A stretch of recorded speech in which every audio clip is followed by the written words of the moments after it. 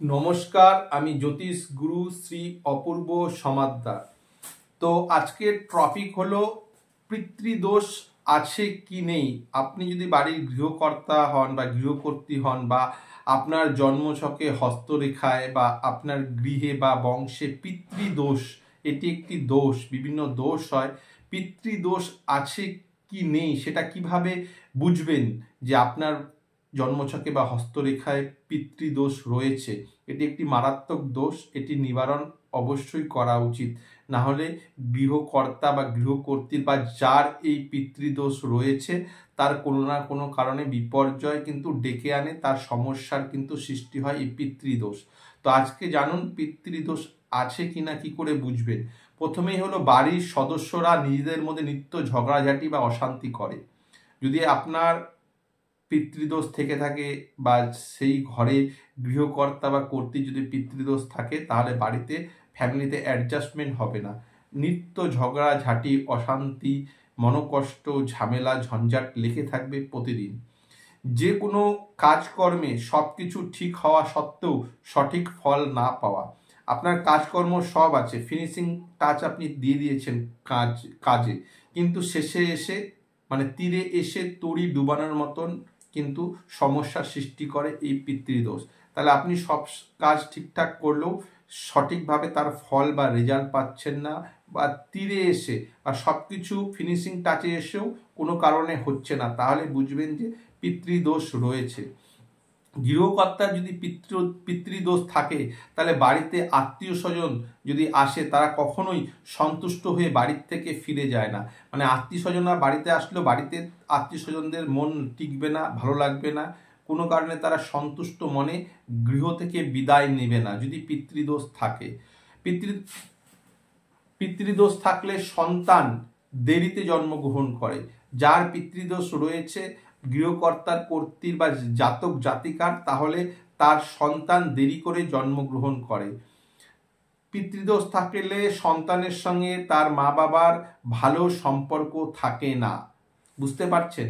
পিতৃদোষ থাকলে আর কি হয়, বাড়িতে যে কোনো যদি বৃক্ষরোপণ করেন বা গাছ লাগান বাড়িতে, সেটি শুকিয়ে যায়, বা যে গাছ লাগালেন বা যে বৃক্ষ লাগালেন সেটা সঠিকভাবে বিকাশ হয় না বা সেটা বেড়ে ওঠে না। যদি বাড়িতে পিতৃদোষ থাকে, কারো পিতৃদোষ পড়ে, তাহলে সেই বাড়িতে গাছ ভালো করে জন্মগ্রহণ করে না, বা সেটা কোনো না কোনো কারণে শুকিয়ে যায় গাছের চারা বা বড় গাছ, বা কোনো কারণে গাছের বা বৃক্ষের বিকাশ হয় না।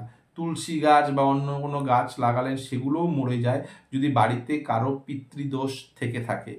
এছাড়া আর কি হয় পিতৃদোষ থাকলে, গৃহকর্তার বা গৃহকর্ত্রীর বা জাতক বা জাতিকার বারবার জটিল অসুস্থতা দেখা দেয় এই পিতৃদোষ থাকলে। অসুস্থতার শিকার হতে হয় বারবার করে পিতৃদোষ থাকলে জাতক জাতিকার, গৃহকর্তার বা গৃহকর্ত্রীর বা সেই বাড়ির মানুষদের বা মেম্বারদের। যদি পিতৃদোষ থাকে, তাহলে কোনো সমস্যা না থাকা সত্ত্বেও পরিবারে সন্তানদের বিবাহে বাধা এবং তাদের দাম্পত্য জীবনে অসুখী হয়।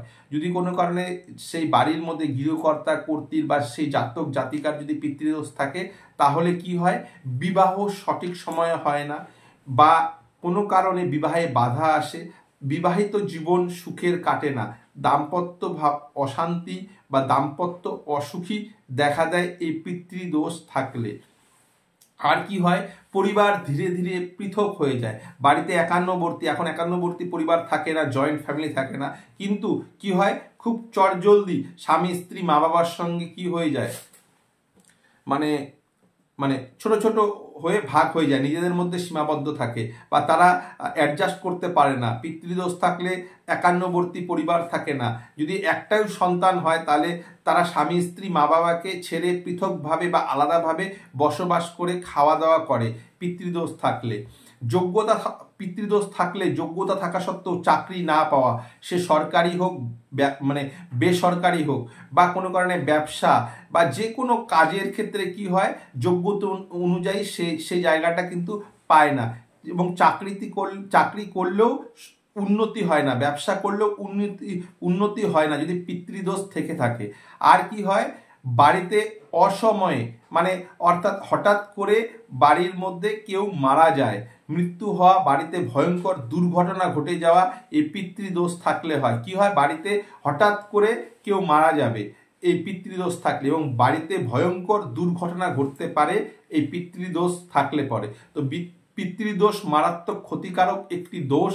জন্মছকে হস্তরেখায় এই দোষ নিয়ে কেউ যদি জন্মগ্রহণ করে বা এই দোষ থেকে থাকে, তাহলে অবশ্যই সঠিক জ্যোতিষের পরামর্শ অনুযায়ী এই দোষকে কাটানো উচিত বা খণ্ডন করা উচিত বা এই দোষের প্রভাব প্রশমিত করা উচিত। তো কিছু নিয়ম করলে এই দোষ থেকে আপনারা মুক্তি মানে নিজেরাই, যদি জ্যোতিষীর শরণাপন্ন নাও হন, যদি আপনারা নিজেরা এই কয়েকটি জিনিস করতে পারেন, তাহলে পিতৃদোষের যে প্রভাবটা সেটা কিন্তু কমে আসে বা এর প্রভাবটাকে কমানো যায়। হ্যাঁ, তো কি করতে লাগবে, কি উপায় করলে, কি রেমেডি করলে পিতৃদোষের প্রভাব কমে যায় বা প্রশমিত হয় সেই প্রভাব। প্রথমেই পিতৃদোষ যদি থেকে থাকে যে জাতক জাতিকার বা গৃহকর্তার গৃহকর্তীর, তাহলে প্রথমেই স্বামী স্ত্রী মিলে একসাথে গুরু দীক্ষা নেওয়া উচিত। আমাদের হিন্দু শাস্ত্রের মধ্যে দীক্ষার একটা প্রচলন আছে। তাহলে যার দোষ রয়েছে সেই গৃহকর্তা বা গৃহকর্তী বা জাতক জাতিকার কি করতে হবে, আপনাকে গুরুর কাছে, সঠিক গুরুর কাছে দীক্ষা নিতে হবে। যদি দীক্ষা যদি না নিয়ে থাকেন, তাহলে যে কোনো ভগবান, শিব হোক, পার্বতী হোক, মা মনসা হোক, মা কালী, তাকে গুরু ভেবে তার যে বীজ মন্ত্র নিত্য পাঠ করা উচিত এবং তার ফটোর সামনে পূজা ভোগ লাগানো উচিত। আর যদি গুরু থেকে থাকে, দীক্ষা নিয়ে থাকেন, তাহলে সেই বীজ মন্ত্র আপনাকে স্বামী স্ত্রী মিলে রোজ 108 বার হোক বা গুরু নির্দেশ দিয়েছে কতক্ষণ ধরে আপনাকে বা কবার পাঠ করতে হবে, সেই গুরু মন্ত্র জপ করা উচিত এবং সেই গুরুদেবের ফটো পূজা নিত্য করা উচিত, নিত্য গুরু মন্ত্র জপ করা উচিত। গুরু মন্ত্র, গুরু দীক্ষা যারা যারা নেননি, তারা কি করবেন, তারা করবেন হলো কোনো ভগবানকে নিজের গুরু ভেবে তার ছবির সামনে পুজো পাঠ করে সেই গুরুর মানে সেই ভগবানের গুরু হিসাবে যাকে মানছেন তার কোনো বীজ মন্ত্র 108 বার পাঠ করা উচিত স্বামী স্ত্রী, এবং রোজ নিত্য সেই ফটোতে পুজো এবং ভোগ লাগানো উচিত। এটি করলে আপনার পিতৃদোষ কেটে যাবে।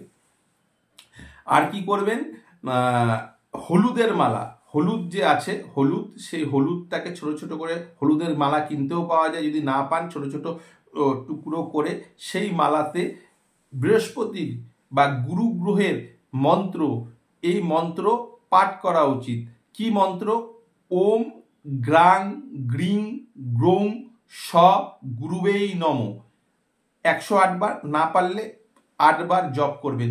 মন্ত্রটি হলো বৃহস্পতির মন্ত্র, ওম গ্রাং গ্রিং গ্রৌং স গুরুবে নম।